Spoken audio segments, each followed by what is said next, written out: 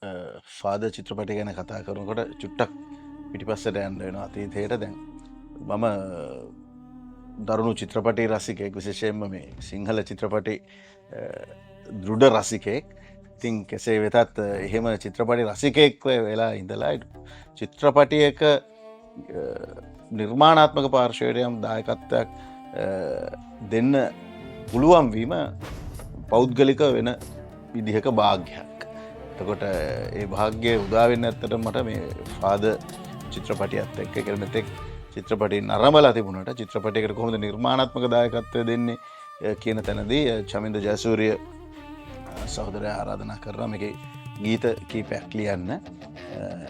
ඒ අනුව වෙන වෙන විදිහක කියන්නේ ආකාර තුනක ගීත තුනක් රචනා කරනවා. ඒ වගේම මේ චිත්‍රපටයේ ගීත රචනයෙන් චමල් අකලංක පොල්වත්තගේ අනු සිවලිංගම් අදී සොයුරියන් සහභාගී වෙනවා. ඒකට ෆාදර් චිත්‍රපටයේ මට දැනෙන විදිහට මේක මේ කණ්ඩායම් වැඩක්. චමින්ද ජයසූරිය ඒ කණ්ඩායමට නායකත්වය දුන්නා. එතකොට මේක ගැන කතා බහ කාලයකට කලින් පටන් අරන් අපිව හම්බෙන්න චමින්දට අපිව හම්බෙන්නත් කලින් පටන් අරගෙන අපි හම්බුණාට පස්සෙත් ඒ කතා බහ දිග්ගැස්සිලා ගියා. ඒ අනුව මේ පිටපත නැවත සකස් කිරීමේ දිගු කාලීන ක්‍රියාවලියක් තිබුණා විශ්වජිත් කරුණාරත්න සොයුරාගේ නිවසේ. විශ්වජිත්, චමල්, චමින්ද අපි ඔක්කොම එකතු වෙලා චාමර ප්‍රසන්න කුඩිතුවක් කුඩියපු පිටපතත් එක්ක යලි වැඩ කරන්න පටන් ගත්තා. චාමර එලපු පෙළ දිගේ තමයි අපි වැඩ කරන්න පටන් ගත්තේ.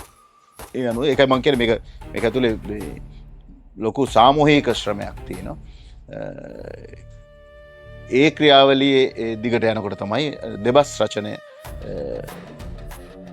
ෆාදර් චිත්‍රපටයේ ලියන්නට වගකීම බහර වුණේ. ඉතින් ඔය කියන වගකීම් ටිකත් ඉටු කරගෙන අපි අතරේ තියෙන මනුෂ්‍ය සම්බන්ධකම් ටිකත් ඉස්සරහට යන ගමන් ඒ ප්‍රේමය, ඒ සාමූහිකත්වයේ සහෝදරත්වයත් එක්ක ඉස්සරහට යන ගමන් ද ෆාදර් තිරගත වෙන මුව විටට ඇවිල්ලා තිනවා.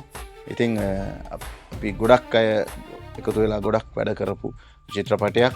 ඒතර මේ මම ලියපු ගී පළමුවරට චිත්‍රපට ගීත රචකයෙක් බවට පත් වෙනා මේ චිත්‍රපටයෙන් මම ලියපු ගී අහන්න, ඒවා ਵਿਚාරය කරන්න, ඒවට ගුණදොස් කියන්න කියලා ඉල්ලා සිටිනවා රසික ප්‍රජාවකින්. ඒ වගේම එම ගී වලට සංගීත සපයපු චින්තක ජයකොඩි සොයුරාවත් මතක් කරනවා. කෙසේ වෙතත් චමින්ද ජයසූරියගේ ෆාදර් චිත්‍රපටය ලංකාවේ සිනමාවෙත් විශේෂ සලකුණක් වෙනවා කියන විශ්වාසය තියෙනවා. ඒ කියන්නේ හුදු අපි වැඩ කරපු නිසාම නොවේයි.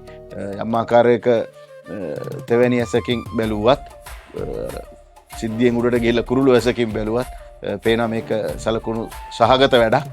ඒ නිසා ෆාදර් නරඹන්න, ඇවිත් නරඹා රස විඳින්න, ගුණදොස් කියන්න.